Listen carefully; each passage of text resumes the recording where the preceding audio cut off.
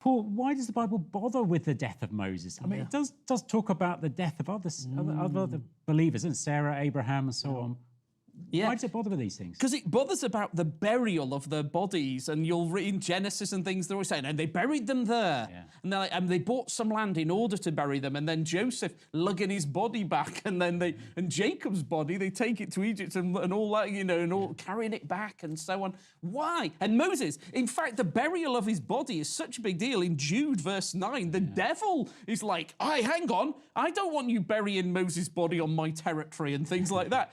And we won't get into all the details of that. Yeah. But the point is, it's because the human body is so important because it's like, yes, he's died, but he's going to need that body again.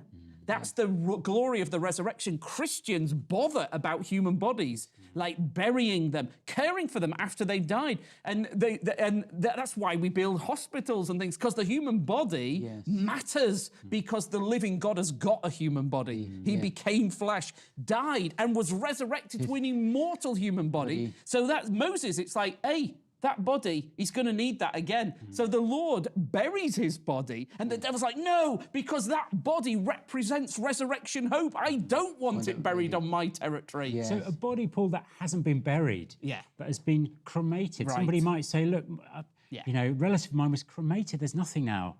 Is that too difficult for the Lord Jesus? Yeah, Paul deals with it in 1 Corinthians 15. He's like, no, the Lord who pulled it all together in the first place can certainly do it again with resurrection. He can resurrect us no matter what our state. It's just that we want to make a statement that every human body that belongs to Christ, we always go, we're going to need that again. In sure and certain hope of resurrection. So it matters about bodies.